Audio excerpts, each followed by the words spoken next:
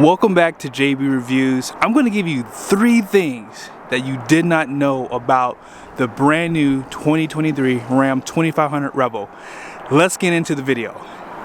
Before we get started, special shout out to Larry H. Miller, Chrysler Jeep Dodge Ram here in Sandy, Utah. They did allow me to do this video. And one thing that most people do know is that the Rebel name has been around for a while with Ram. This is like a mild off-road setup that started off in the half tons, and they just recently added it for the HD segment. And up front, you can see it has a really aggressive front end. They don't give you painted bumpers because obviously if you're going off-road, you're gonna be hitting some brush and you don't want to scrape it up. So you got this matted out steel bumper. Looks really cool. Blacked out grille. And there is a winch available. However, a lot of people don't probably know this, but this is my first point. If you do want the Warn Xeon winch with the synthetic cable, you have to get the gas engine. Now, I did not know that personally, and I was really surprised. I would have thought that they would have made it a way to still allow air to get to that intercooler behind this grill here and still be able to have that winch, but I guess they weren't able to make it happen, especially with how much air this diesel needs. But if you want that Warn winch, you have to get a gas engine. Which leads me into my second point. Most people probably know this, but I bet you a lot of people don't know this. If you do want this Cummins, obviously the Cummins is known for its prowess of performance, and it loves to tow. Like, there's no other engine that likes to tow like this one. And the reason why I say that is because I've towed with the standard output Cummins, which is this one, and the high output. And when you put a load behind this truck, it literally sounds different.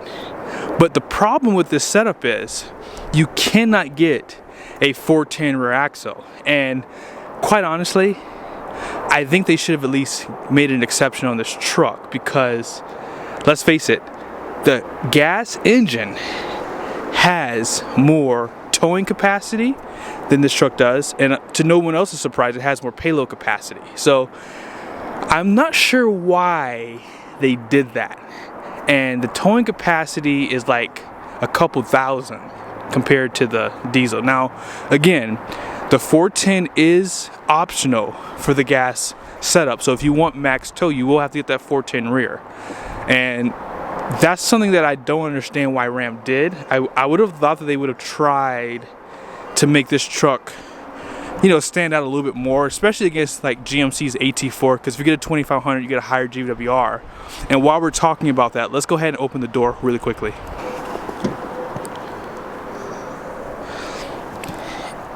If you look at the numbers on the door, anytime you see the rear gross actuate rating, it's always going to be lower on your diesel equipped 3/4 tons. However, if you do get a gas truck, they do raise this by about 300 pounds.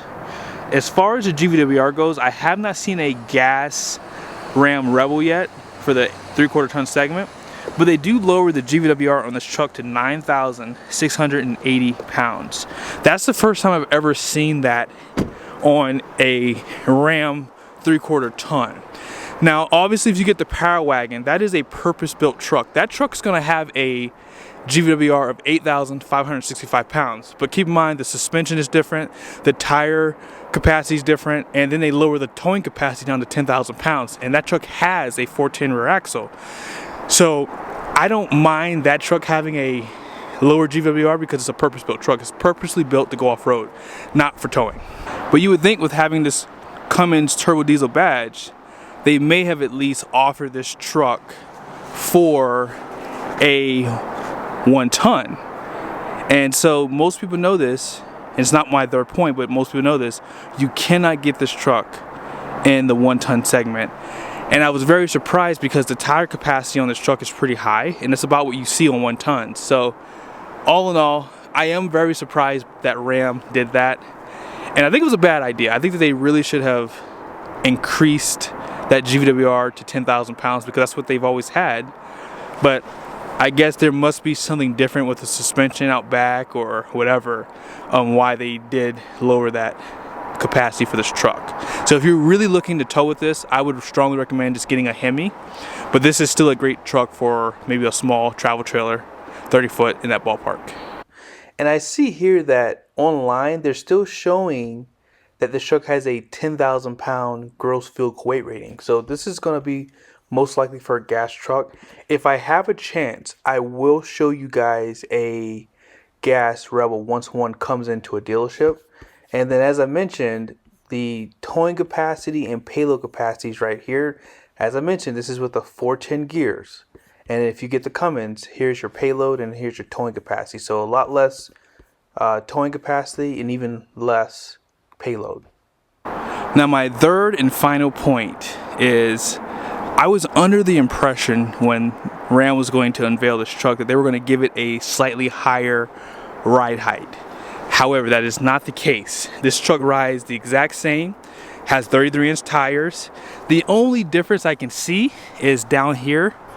Hopefully you guys can see that. They did cut the lower diffuser, whatever you want to call that. And that does give you a little bit more ride height compared to the regular Ram 3/4 tons. And they're using the same Bilstein shocks that you can get on just about any other truck. So I was a little surprised by that. And the fact that they only gave you a 33-inch tire, that doesn't really give you any height difference either. So I'm a little surprised by that. Now, one good thing about this truck is you can get air suspension with the Rebel. So if you do plan on towing a trailer, or if you do plan on, hauling stuff that's really heavy, that will help a little bit too. But I would have liked to see maybe a 34-inch tire. You can get that from GMC. You can also get it from Ford too. But last but not least, so let's go ahead and end off the video. This truck does have a locking rear axle. Ladies and gentlemen, this should be standard on every truck. I'm going to show you guys the difference. I'm going to take it out of the lock. So let me show it to you really quickly. When you lock the axle out back, you don't need four-wheel drive. Like, these tires have enough grip where they literally can get the truck going. So let's go ahead and put it into the, actually let's take it out of the lock right now. Let's take it out of the lock. It does show up on the cluster there. I'm gonna turn it off. You have to hold the button in order to turn it off, by the way. So there it is. And let's see if I can get it stuck again. So right there, you see that? So the tire on the passenger side is the one spinning right there, you see that? And on the driver's side, it's not spinning. And now it's spinning right now. But that's what the locking rear is good for.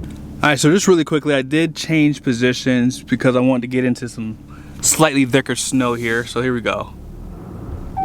So you can see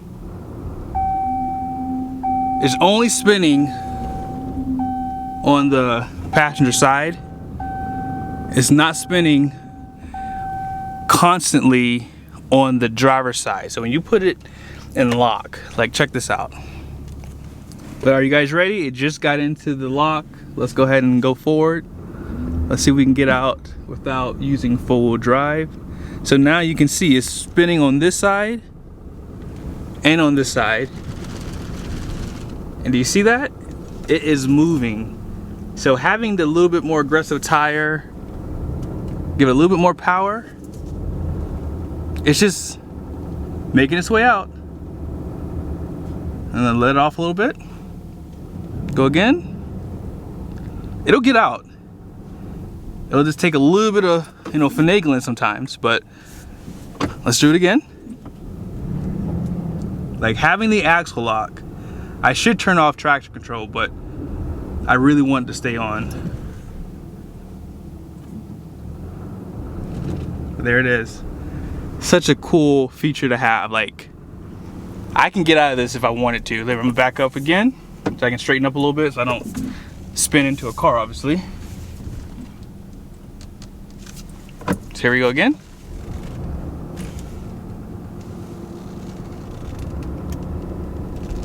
There it is. There it is. There it is. Wow. Like I said, It's always good to have four-wheel drive, but being able to lock that rear axle is really nice. Like, it just, I would never buy a truck without four-wheel drive, but if I did drive one, I would definitely want at least to be able to lock that axle.